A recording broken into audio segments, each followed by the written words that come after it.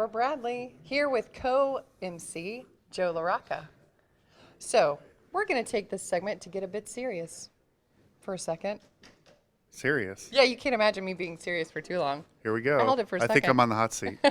Joe, you might be on the hot seat because you have an extensive background, and this is your expertise in loss prevention, risk. So, I want to talk to you about the most recent National Retail Security Survey done by Hollinger's Group. So, there were a bit of a few surprises that were just recently released with the survey. Let's talk about that. Sure. Well, the National Retail Security Survey, which is produced by Dr. Richard Hollinger at the University of Florida, the results were surprising. The inventory shrink numbers was 1.38% of retail sales at $44 trillion, which is the highest dollar loss number that we've seen in, well, six or more years that I was looking at. But I think the most surprising fact I saw, Amber, was that this was the first year that internal theft actually outpaced external theft actually outpaced internal theft. According to the survey, 38% of respondents said that external theft was their primary issue. And that's a big deal. That's a big surprise, right? Over a third. It's been how many years since that was outpacing internal? I looked at about 6 years, and it's the highest number that is reported as far as I looked at. And then the second was that internal was 34%. So the numbers have shifted from that traditional mentality that I certainly grew up with in loss prevention, and most people are a little surprised by it. So, what do you attribute the shift to? I mean, is there something growing out there that's now being reported, or are we having more respondents report? Is it something in the background with the survey? Like, what's up? Well, 100 retailers responded on the survey. Which is a great response, it's right? A It's great, growing. a great response, a multi-sector, and it's a nice representation of the country.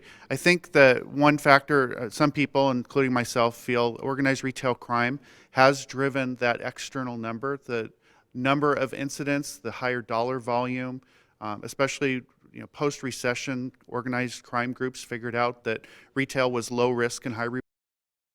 Wow. So, what would you say from a retail perspective? Like, what is the biggest benefit of a survey? Like, if you're a retailer, right? So, rewind back to your retail days, and tell us, like, what is the best thing a retailer can do with this type of information?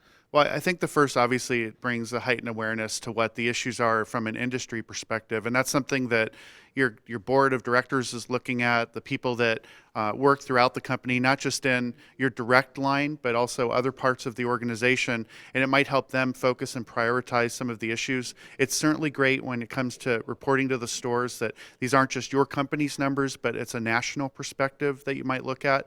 And then, of course, when you're looking at budgeting or allocation of equipment or resources and how are we managing the business, this is a great survey to fall back on.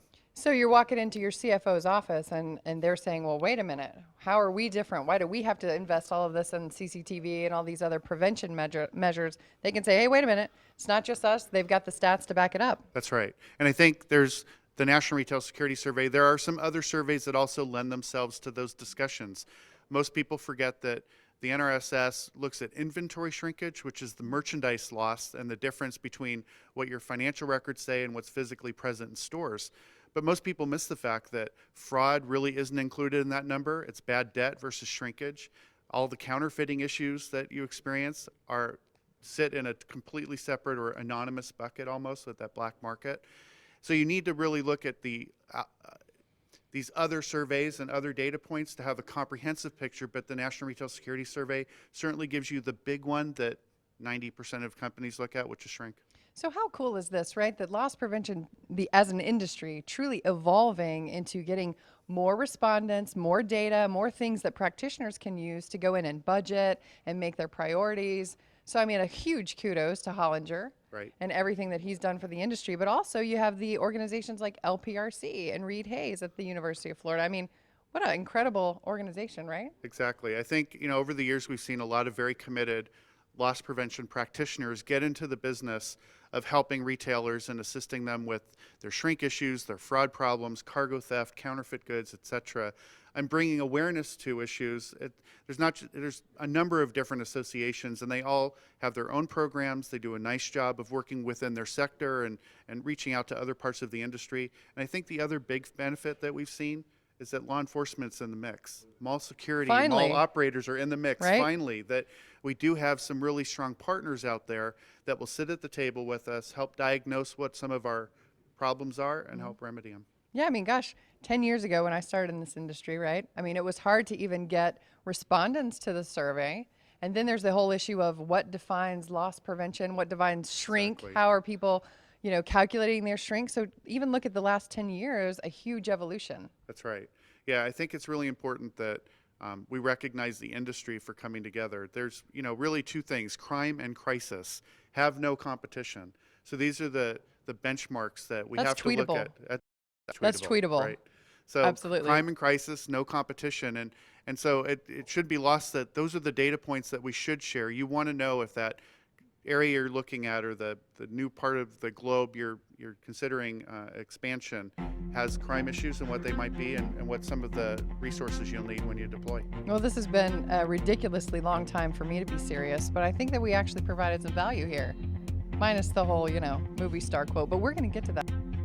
Other segments. Absolutely. So we're going to throw it back to Gus. Thanks so much for watching. It's Amber and Joe. See you later.